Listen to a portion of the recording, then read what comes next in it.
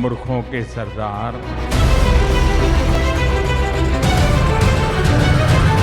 इस दुनिया में रहते हैं ये लोग। कांग्रेस के नेताओं को अपने देश की उपलब्धियां न देखने की मानसिक बीमारी हो गई है। पनौती पनौती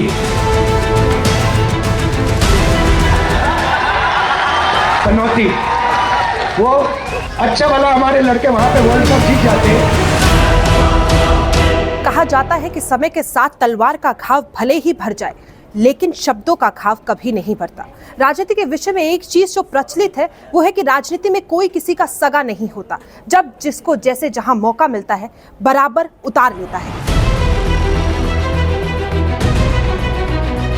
चुनाव आयोग भले ही हर चुनाव में ये कोशिश करता हो कि कैसे न कैसे चुनाव की वोटिंग परसेंटेज को ऊपर लेकर जाया जाए, लेकिन हमारे राजनेता हमेशा यही कोशिश करते हैं कि चुनाव आने पर राजनीति के स्तर को कितना नीचे लेकर जाया जा सकता है। हर बार के चुनाव में राजनीति और भाषाई स्तर से नीचे से और भी नीचे होती जा रही है। मौजूदा 5 राज्यों के चुनाव भी इसका अपवाद नहीं है। इसी कड़ी में प्रधानमंत्री नरेंद्र मोदी ने कांग्रेस और गांधी परिवार पर जमकर हमला बोला। प्रधानमंत्री ने कांग्रेस पार्टी को एक परिवार का गुलाम बताते हुए गहलोत सरकार की दोबारा कभी राजस्थान में न आने की बात दोहराई। पीएम मोदी ने कहा कि आज मैं मावजी महाराज जी का आशीर्वाद लेते हुए एक भविष्यवाणी करने की हिम्मत कर रहा हूँ। इस पवित्र धरती की ताकत है कि मेरे मन में ये विचार आया है और मैं मावजी महाराज से क्षमा मांगकर ये हिम्मत कर रहा हूँ कि अब राजस्थान में कभी भी अशोक गहलोत की सरकार नहीं बनेगी। गहलोत सरकार पर हमला करते हुए उन्होंने कहा कि राजस्थान के कोने कोने से एक ही आवाज आ रही है, गहलोत जी, कोनी मिले वोट जी। इसके बाद प्रधानमंत्री नरेंद्र मोदी ने कहा कि कांग्रेस किसी की नहीं बल्कि पूरी की पूरी पार्टी एक परिवार की गुलाम है। आइए सबसे पहले आपको वो किस्सा बताते हैं जब विश्व कप के हार का दोषी राहुल गांधी ने प्रधानमंत्री नरेंद्र मोदी को ठहराया था। इससे पहले कांग्रेस के वरिष्ठ नेता और पूर्व राष्ट्रीय अध्यक्ष राहुल गांधी ने विश्व कप में प्रधानमंत्री नरेंद्र मोदी के हिस्सा लेने पर और भारतीय टीम के हारने पर प्रधानमंत्री को जिम्मेदार ठहराया था। राहुल गांधी ने जनता के बीच ये संदेश देने की कोशिश की थी कि प्रधानमंत्री नरेंद्र मोदी के मैच देखने की वजह से ही भारतीय टीम विश्व कप में हारी है। राहुल गांधी जालोर में एक चुनावी सभा को संबोधित कर रहे थे। वो पीएम मोदी पर हमला बोल रहे थे। इसी बीच कांग्रेस के कार्यकर्ताओं ने पनौती पनौती का नारा लगाना शुरू कर दिया। ये सुनकर राहुल गांधी ने अपना भाषण रोकते हुए कहा कि हमारे लड़के अच्छा भला वर्ल्ड कप जीत जाते, लेकिन पनौती ने हरवा दिया। जनता ये बात जानती है, लेकिन टीवी वाले नहीं कहेंगे। याद है? हाँ, क्या पनौती पनौती पनौती, वो अच्छा भला वहां पे अच्छा भला हमारे लड़के वहां पे वर्ल्ड कप जीत जाते,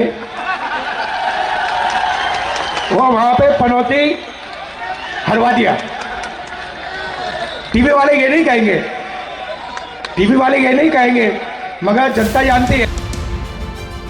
मौजूदा चुनावों में प्रधानमंत्री नरेंद्र मोदी भी चुनावी रंगों में दिखे। उन्होंने भी राहुल गांधी को बिना नाम लिए मूर्खों का सरदार बता दिया। प्रधानमंत्री नरेंद्र मोदी ने कुछ दिन पहले ही बिना किसी का नाम लिए कांग्रेस के पूर्व अध्यक्ष राहुल गांधी पर जोरदार हमला करते हुए कहा था कि कांग्रेस के नेताओं को अपने देश की उपलब्धियों को ना देखने की मानसिक बीमारी है। मोदी मध्य प्रदेश में चुनाव प्रचार के दौरान बैतूल जिले में चुनावी सभा को संबोधित कर रहे थे। इस दौरान उन्होंने कहा कि कांग्रेस आजकल 7वें आसमान पर उड़ रही है। पार्टी के नेता जमीनी सच्चाई नहीं जानते। कल एक महाज्ञानी नेता कह रहे थे कि भारत में ज्यादातर लोगों के पास मेड इन चाइना मोबाइल होता है। प्रधानमंत्री ने कहा कि कांग्रेस के लोग किस दुनिया में रहते हैं। अरे मूर्खों के सरदार, किस दुनिया में रहते हैं ये लोग। कांग्रेस के नेताओं को अपने देश की उपलब्धियां न देखने की मानसिक बीमारी हो गई है। कांग्रेस के राष्ट्रीय अध्यक्ष मल्लिकार्जुन खड़गे भी प्रधानमंत्री पर निशाना साधने से नहीं चूके। उन्होंने भी एक चुनावी जनसभा के दौरान प्रधानमंत्री को झूठों का सरदार बता दिया था। इससे पहले कांग्रेस अध्यक्ष मल्लिकार्जुन खड़गे ने प्रधानमंत्री को झूठों का सरदार बोला था। कांग्रेस अध्यक्ष खड़गे ने कहा, मोदी जी झूठों के सरदार बन गए हैं, जो बातें हमने नहीं कही वो भी हमारे ऊपर थोप रहे हैं। मैं मोदी के पिता को क्यों कुछ कहूंगा? मेरी तो खुद की माँ और बहन आज से 75 साल पहले जलकर खाक हो गई थी। सिर्फ मैं और मेरे पिताजी बचे थे। अब प्रधानमंत्री मोदी झूठ बोलकर मुझे बदनाम कर रहे हैं।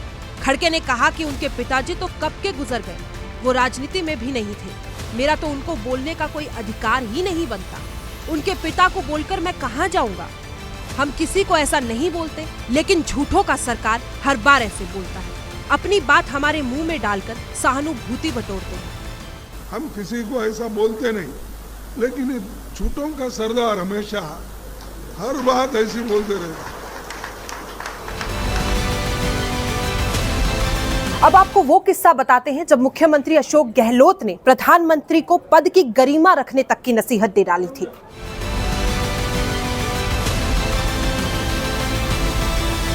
अशोक गहलोत इससे पहले कह चुके हैं कि प्रधानमंत्री पद की गरिमा होती है, वो बयान के जरिए नेताओं पर छीटाकशी कर रहे हैं। उन्होंने इस दौरान यहां तक बोल दिया कि प्रधानमंत्री नरेंद्र मोदी मणिपुर क्यों नहीं गए। मणिपुर में आग लगी हुई थी और प्रधानमंत्री मोदी राजस्थान का जिक्र कर रहे थे। उन्होंने बोल दिया कि मोदी जी की सोच गंदी है, वो फास्टिस्ट है। हम काम के भरोसे चुनाव जीत रहे हैं। इससे पहले प्रधानमंत्री नरेंद्र मोदी ने बिना नाम लिए कांग्रेस के पूर्व राष्ट्रीय अध्यक्ष राहुल पर तंज कसा था। उन्होंने राहुल के मेड इन चाइना फोन वाले बयान को लेकर विवादित बात कही। चुनाव भले ही राजस्थान का हो, लेकिन हमारे राजनेताओं की जुबानी जंग ने इसे अंतर्राष्ट्रीय स्तर का बता दिया है।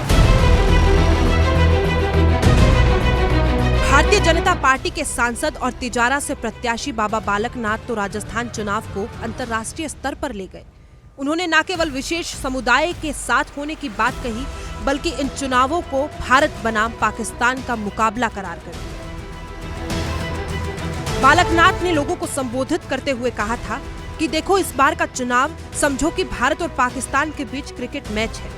यहाँ सिर्फ जीत की लड़ाई नहीं है, लड़ाई मतदान प्रतिशत की भी है। मतदान प्रतिशत कितना रहना चाहिए ये बताने की जरूरत नहीं है। कांग्रेस ने तिजारा से बालकनाथ के खिलाफ इमरान खान को अपनी उम्मीदवार बताया। बालकनाथ ने कहा कि वो कबीले एक हो गए ना, सारे उनके मंसूबों को परसेंटेज से परास्त करेंगे, तो आने वाले भविष्य में फिर कभी ऐसी हिम्मत नहीं करेंगे कि एक होकर हमारे सनातन धर्म को हराने की साजिश करें। इसलिए मतदान प्रतिशत बढ़ना बहुत जरूरी है। देखिए, भारत पाकिस्तान का मैच है इस बार। भारत पाकिस्तान का मैच है। पूर्व बीजेपी नेता संदीप दाइमा का वो किस्सा भी आपको बताते हैं, जिसके चलते उन्हें पार्टी से निष्कासित कर दिया गया था। भारतीय जनता पार्टी के नेता संदीप दाइमा भी कुछ इसी तरह की टिप्पणी के चलते पार्टी से निष्कासित किए जा चुके हैं। दरअसल अलवर की एक चुनावी सभा में भाजपा नेता संदीप दाइमा भाषण दे रहे थे। इस दौरान उन्होंने गुरुद्वारों को नासूर कह दिया। इस तरह से गुरुद्वारा यहाँ पर बनाकर छोड़ दिया, ये आगे चलकर हमारे लिए नासूर बन जाएगा। दाइमा के इस बयान को लेकर सिख समाज के लोगों ने विरोध जताया। पंजाब भाजपा के नेता भी दाइमा के बयान के विरोध में उतर आए और पार्टी आलाकमान से कार्रवाई की मांग की। इसके अलावा चंडीगढ़ के पुलिस स्टेशन सेक्टर 39 में दाइमा के खिलाफ शिकायत भी दर्ज करवाई गई। दरअसल अलवर की तिजारा विधानसभा सीट पर भाजपा प्रत्याशी बाबा बालकनाथ की नामांकन सभा थी। इसमें उत्तर प्रदेश के सीएम योगी आदित्यनाथ समेत भाजपा के तमाम नेता शामिल हुए थे। इस दौरान भाजपा नेता संदीप दाइमा ने भाषण देते हुए कहा, जिस तरह तिजारा में गुरुद्वारे बनाकर छोड़ दिए, ये आगे चलकर नासूर बन जाएंगे। हमारा फर्ज है कि इसे जड़ से उखाड़ कर फेंकें। हालांकि बाद में पार्टी के विचारधारा के खिलाफ बयान देने के लिए प्रदेश अध्यक्ष के निर्देश पर संदीप दाइमा को पार्टी से निष्कासित कर दिया गया था। हालांकि वो इसके संदर्भ में बाद में माफी मांगते नजर आए, जिसका एक वीडियो भी सामने आया है। आज चुनावी भाषण में मैं मस्जिद मदरसे की जगह गुरुद्वारे साहिब के बारे में कुछ गलत शब्दों का जो प्रयोग मेरे से गलती से हुआ है, मैं पूरे सिख समाज से मैं हाथ जोड़कर क्षमा प्रार्थी हूं।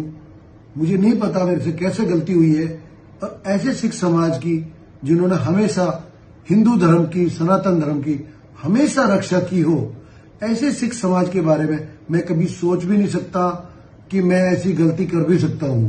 तो मैं पूरे सिख समाज से हाथ जोड़कर मैं क्षमा प्रार्थी हूं। मेरे से पता नहीं कैसे गलती हुई है, मैं इस गलती का कैसे जाकर गुरुद्वारे में मैं पश्चाताप करूंगा। मैं पूरे समाज से, मैं पूरे सिख समाज से हाथ जोड़कर मैं क्षमा प्रार्थी हूं। सत श्री अकाल। नेताओं की भाषा बिगड़े ये केवल चुनाव में ही नहीं हुआ, कई बार राजस्थान में आम जीवन में भी ये देखने को मिला है। 2 साल पहले कांग्रेस के मौजूदा प्रदेश अध्यक्ष गोविंद सिंह गुटासरा जब प्रदेश के शिक्षा मंत्री होते थे, तब उनके पास काम करवाने आए एक कार्यकर्ता को उन्होंने धमकाते हुए पूछा कि ये क्या नाथ ही का बाड़ा है जहां पर सीधे चले आते हैं। मतलब साफ है कि नेता की पार्टी भले कोई भी हो, जुबान और शब्दों के वार राजनीतिक जीवन और खासकर चुनाव में खूब चलाए जाते हैं। भले ही ये नेता निजी जीवन में एक दूसरे के साथ कितने ही आराम से रह रहे हो, लेकिन सार्वजनिक जीवन में उनके इस तरीके के बयान कम से कम उनके समर्थकों को तो परस्पर विरोधी बना ही देते हैं। मतलब साफ है कि नेता की पार्टी भले ही कोई भी हो, लेकिन राजनीति में शब्दों के वार खूब चलाए जाते हैं। भले ही नेता निजी जीवन में आपस में कितने ही आराम से रह ले, लेकिन इस तरह के बयान सार्वजनिक रूप से उनके समर्थकों को आपस में विरोधी बना देते हैं।